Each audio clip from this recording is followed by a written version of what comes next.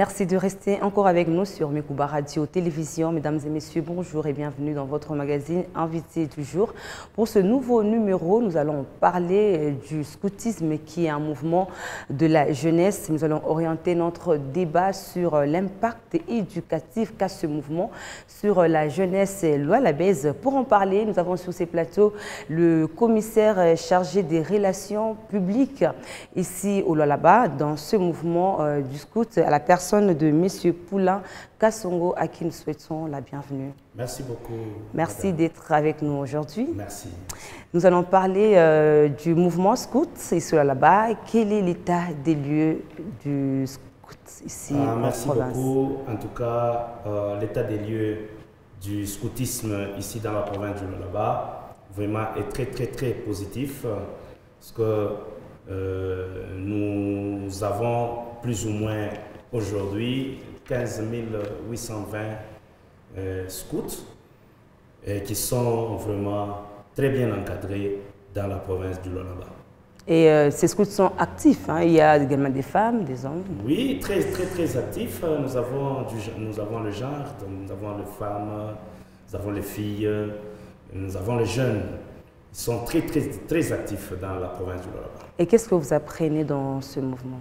Vous savez, le scoutisme d'abord c'est une méthode d'éducation qui apprend les garçons et les filles corps et âme, envie de les aider dans leur formation physique, intellectuelle, morale, religieuse, spirituelle, oui, développer en eux un esprit patriotique. Donc nous devons aimer la population ou les citoyens et Dieu.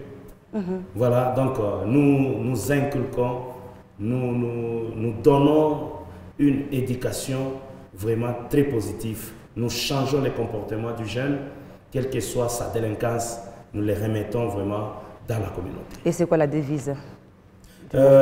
Notre devise, franchise, dévouement et pureté. Très bien. Alors, nous sommes tous au courant du drame qui a frappé l'école Mwanga, une si belle école de la province du Lualaba. Alors, face à cette situation, comment les scouts ont réagi? Oui, vous savez, à Mwanga, d'abord, nous avons un groupe scout. Mwanga, vraiment, nous compatissons. Nous présentons d'abord vraiment... nous partageons les douleurs avec les sœurs, les cheftaines de Mwanga qui sont là, et tous les jeunes de Mwanga, ainsi qu'aux chefs des groupes de Mwanga. Vraiment, nous partageons cette douleur de cette grande tragédie qui a frappé cette école. Et nous présentons aussi, nous participons et nous souhaitons le courage, nous présentons le soutien au commissaire des districts Scout Kolwezi Ouest, parce que c'est son groupe qui a été dans cette histoire. Oui, vous savez, à Mwanga, nous avons des scouts. Tout cela que vous avez vu, les jeunes en train de faire les secourismes, il y a les autres qui ont dit les étudiants de l'ISTA et autres. Oui, ce sont les étudiants, on a vu les étudiants de l'ISTA, mais nous avons vu, ce sont les scouts qui n'étaient pas en tenue, mais qui se sont débrouillés pour vraiment faire les secours à cette école. Oui, c'est ainsi que moi, je peux vous dire que nous avons des instructions, nous avons des cours qui parlent sur les secourismes. Comment, lorsque un bâtiment prend feu ou une maison prend feu, étant scout, comment vous pouvez vous y prendre? Oui. En parlant de ça d'ailleurs, nous avons vu des élèves sauter du haut de l'immeuble pour chercher secours, ce qui n'était pas une bonne pratique parce qu'il y a de ces élèves qui ont été fracturés, il y a également des cas de décès. Alors, à la place, comment les élèves devraient se comporter? Parce que vous dites que vous apprenez également les méthodes de secours hein, dans votre mouvement. Alors, comment les élèves devraient normalement agir face à cette situation? Ah, merci beaucoup, madame. Le problème, c'est quoi? Les élèves ne sautaient pas. Les élèves étaient en train de se jeter. Pourquoi? Parce qu'elles n'étaient pas passées par le mouvement scout. Si elles étaient passées par le mouvement scout, elles devaient d'abord être à l'aise. C'est un problème qui arrive, vous êtes d'abord à l'aise. Et les gens, avant que les scouts viennent, avant que les étudiants de l'autre côté viennent, vous avez vu comment les élèves sont en train de se jeter dans les cafouillages. En train de paniquer. Bon, ils ont paniqué, mais chez les scouts, on ne panique pas devant de telles situations. Chez les scouts, on ne panique pas. On trouve les voies des sorties. C'est-à-dire, prendre d'abord conscience de soi et voir la situation telle que ça se passe et les méthodes pour que les enfants puissent mieux descendre. C'est ainsi qu'on a présenté même les échelles. Vous avez vu que les enfants, même si on a présenté les échelles, les enfants ne respectaient pas ça. Ils se jetaient par-ci, par-là, et ainsi de suite. C'est ainsi qu'on a remarqué les fractures. Mais pour nous, étant communicateur de la province du Lualaba, chez l'association des scouts du Lualaba, moi je pouvais sensibiliser aux parents d'amener leurs enfants chez les scouts. Aujourd'hui c'est Mwanga. Demain, on ne sait pas c'est où, parce que je vous signale déjà que nous voulons maintenant développer notre brigade d'anti-incendie. Donc nous voulons commencer à la longue, nous allons commencer à secourir tant soit peu et pallier à ces difficultés, à cette malheur qui a frappé la province du Lualaba. Alors, j'aimerais que vous puissiez nous donner quand même quelques techniques, parce que ce n'est pas tout le monde qui est dans ce mouvement. Alors, face à cette situation, comment les élèves devraient se comporter pour pour retrouver secours, bien sûr? Ok. Dans le secourisme, qu'est-ce que nous faisons? L'immeuble prend feu. La première des choses, ce n'est pas avoir la panique. Donc, il faut être à l'aise. Comprendre que la situation est venue. Donc rester calme. On reste calme, on ne panique pas. Donc les enseignants, les encadreurs de ces jeunes, ils devaient calmer les élèves et leur donner la conscience que voilà, soyez à l'aise, vous allez sortir comme ça. Ok, ça c'est la première des choses. Il y a eu urgence. Et surtout que la porte, là où les élèves devraient sortir, la porte par laquelle elles devraient sortir, c'est là où il y avait le feu. C'est là où il y avait le feu. Lorsque la porte est bloquée, il y a les fenêtres. Il y a les fenêtres. C'est ainsi que, vous savez, pour construire, il y a les ingénieurs qui conseillent. Lorsque nous mettons les garde-fous, les garde-voleurs, voilà, les garde-voleurs, c'est pour les voleurs. Mais en soi, dans des milieux très développés, on ne met pas ça. C'est parce que lorsque la porte est bloquée, vous pouvez casser les vitres et vous sortez calmement. Tandis qu'ici chez nous, parce que les voleurs aussi nous font défaut, c'est ainsi que nous mettons les gardes-voleurs. Mais il y a des points de secours. Les fenêtres que vous voyez, les élèves étaient en train de se débrouiller. Ça, j'ai loué. Personnellement, étant scout, j'ai loué ça, cette initiative que les élèves étaient en train de sortir par les fenêtres qui les ont sauvés. Mais non, lorsqu'ils étaient sortis et se mettent sur là où ils se sont mis, ils devaient maintenant être calmes parce qu'ils ont eu la vie sauf d'abord à l'intérieur. Et à l'extérieur, étant jeunes, elles devaient commencer à suivre l'échelle. Soit les gens qui étaient là en train de regarder les spectacles, en train de filmer les images, ce sont les erreurs. Ils devaient se mettre là en train de sauver les enfants, en train de les protéger lorsque les enfants se jetaient. Ouais, c'est qui n'est pas... regarder, vous voyez, ils étaient en train de les regarder. C'est alors que lorsque les jeunes, les scouts sont arrivés, c'est ainsi qu'on a commencé à sauver petit à petit les élèves. Oui. Beaucoup de jeunes ont eu des chocs par-ci, par-là. C'est parce qu'il n'y avait pas les gens qui pouvaient bien les orienter. Étant scout, si ces élèves-là étaient passés par le scoutisme, ils ne devaient pas paniquer ces feux-là. Ils devaient se frayer un chemin où se trouver un moyen pour mieux arriver sur le sol. Voilà, c'est le moyen-là que nous avons vraiment besoin de connaître aujourd'hui. Mais oui, ce moyen-là, ils devaient voir où est-ce que nous pouvons faire. Parce qu'on les a donné l'échelle. C'est parmi les moyens. Nous avons vu 4 échelles là-bas. Ils devaient suivre cette échelle-là petit à petit. Okay. Les feux ne devaient pas les atteindre. Les feux ne devaient pas les atteindre. Ils devaient suivre les échelles. Malheureusement, elles ont trop paniqué et s'étaient retrouvées dans le chaos. Nous avons tous constaté. Oui. Alors, ce drame a touché le lycée Mwanga aujourd'hui. Demain, peut-être, ça peut être votre maison. Alors, généralement, quand il y a incident pareil, peut-être à la maison, les gens ont tendance, le premier réflexe, c'est de verser de l'eau quand il y a des intercelles, quand il y a le feu. Alors, dans ce cas, qu'est-ce qu'il faudra faire? Par exemple, on est à la maison, ce sont des enfants qui sont à la maison, oui. Il y a la maison qui prend feu. Est-ce qu'il faut jeter de l'eau directement? Quels sont les gestes de premier secours? Voilà, merci beaucoup. Les gestes de premier secours, lorsque la maison prend feu, on doit d'abord savoir, ok, la maison prend feu.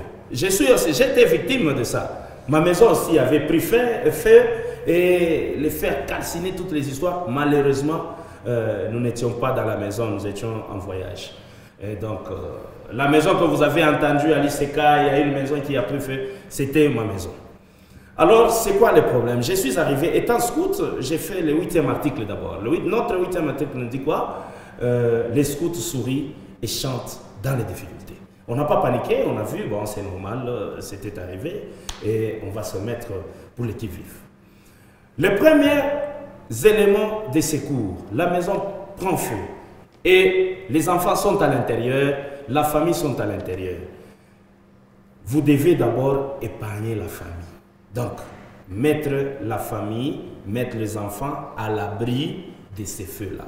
Donc, vous faites le tout possible pour que les enfants puissent sortir. Ça, c'est la première des choses.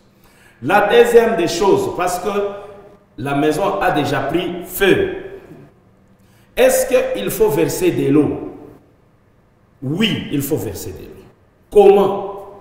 Vous devez voir la direction de l'air. C'est comme par exemple nos amis de la brigade d'anti-incendie de la commune.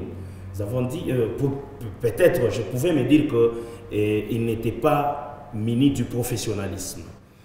Parce que aussitôt Mwanga a pris feu, les anti-incendies sont venus, les sapeurs-pompiers sont là. Ils devaient d'abord voir le feu a commencé où, c'est à quel niveau que ça brûle trop. On devait attaquer cette zone-là. Comment? Ils devaient regarder la direction de l'air.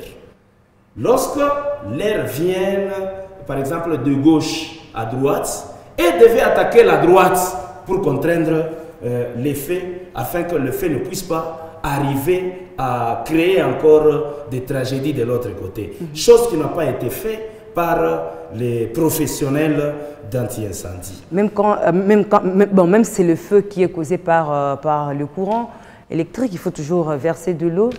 Il n'y aura pas d'impact négatif. Vous savez, les électriciens pouvaient mieux expliquer. Lorsque il y a incendie sur le courant électrique, dû au courant électrique, donc automatiquement, les câbles se brûlent. Oui. Directement, il n'y a plus continuité, il n'y a plus conduction de l'électricité. À partir de là, vous pouvez verser de l'eau. Vous pouvez verser de l'eau parce qu'il n'y a plus conduction du courant électrique. Vous pouvez verser de l'eau. Maintenant, il faut attaquer les zones contrairement à la direction de l'air. Mais lorsque vous suivez la direction, vous voyez que l'air vient de gauche à droite, mais vous attaquez encore la gauche. Non, donc, ça va commencer à se brûler. Toute la maison sera calcinée. Vous n'aurez donc vous n'allez pas sauver n'importe quelle chose. Alors, nous avons remarqué actuellement que les jeunes se désintéressent de plus en plus de ce mouvement. Alors, ce n'est pas comme avant, hein, parce qu'avant, on voyait vraiment les jeunes actifs dans le mouvement scout, mais actuellement, ils se désintéressent de plus en plus. Alors, pour apprendre, pour connaître toutes ces méthodes, il faut nécessairement intégrer le mouvement de scout, ou bien vous pouvez également initier à votre niveau, aller dans des écoles, commencer à sensibiliser dans des églises. N'est-ce pas une bonne stratégie? Effectivement, parce que le scoutisme doit s'installer partout, dans les églises, dans les écoles, dans les quartiers, partout, partout. Vous savez, anciennement, vous avez raison, pendant les époques anciennes, la GECAMIN prenait en charge notre grand mouvement ici. Dans notre pays en général, et en particulier dans notre province du Lualaba, anciennement la ville de Kolwezi. Donc, si vous aviez remarqué ici dans la ville de Kolwezi qu'il y avait trop de scouts, qu'il y avait beaucoup de papas, qu'il y avait beaucoup de mamans dans le scoutisme, c'est grâce à la GECAMIN. Donc, la GECAMIN soutenait sérieusement ce mouvement. Et lorsque la GECAMIN nous avait abandonnés suite par rapport, nous sommes restés seuls avec notre État congolais. Alors, l'État congolais semble démissionner par rapport à l'encadrement des jeunes, mais l'État est encore là par rapport au leadership de l'excellence Paulin Kala, qui est là au four et au moulin. Vous savez qu'il y a de cela 1 année et demie, nous n'avions pas notre ministère de la jeunesse. On n'en avait pas. On s'est débrouillé seul. Où est-ce qu'on pouvait aller? Et heureusement, avec l'implication de notre gouverneur, on a eu notre ministère de la jeunesse. Et c'est ainsi que nous avons renforcé notre mouvement par-ci, par-là, et dans l'intérieur, ainsi que dans notre ville, chef-lieu de la province du Lualaba, nous avons normalement pour le moment. Si nous voulons faciliter les jeunes, pour que les jeunes puissent être en mesure d'être secouristes, il faudrait qu'ils puissent intégrer le scoutisme. Il faut nécessairement intégrer il faut intégrer le scoutisme. Parce que là, nous avons trop de méthodes pour lutter contre toute situation nouvelle qui pouvait surgir. Oui. Nous avons ce cours-là de secourisme. Le secourisme n'est pas toujours que nous pouvons être vis-à-vis de l'incendie, non. Il y a l'accident de véhicules. Des véhicules, cas des maladies par exemple. Cas des maladies, ainsi de suite. Donc, nous œuvrons sur tout le plan social, sur toutes les situations qui pouvaient gangréner une communauté. Donc, nous sommes là, au four et au moulin, pour encadrer ces jeunes.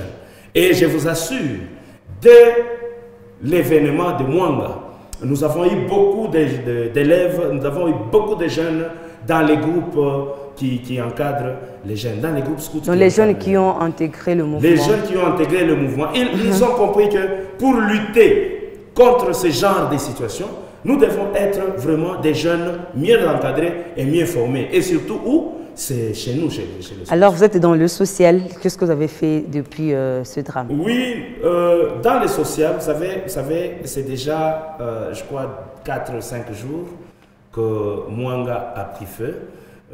Aujourd'hui, nous avons déjà une rencontre pour voir comment nous pouvons aussi venir en aide au groupe Mwanga.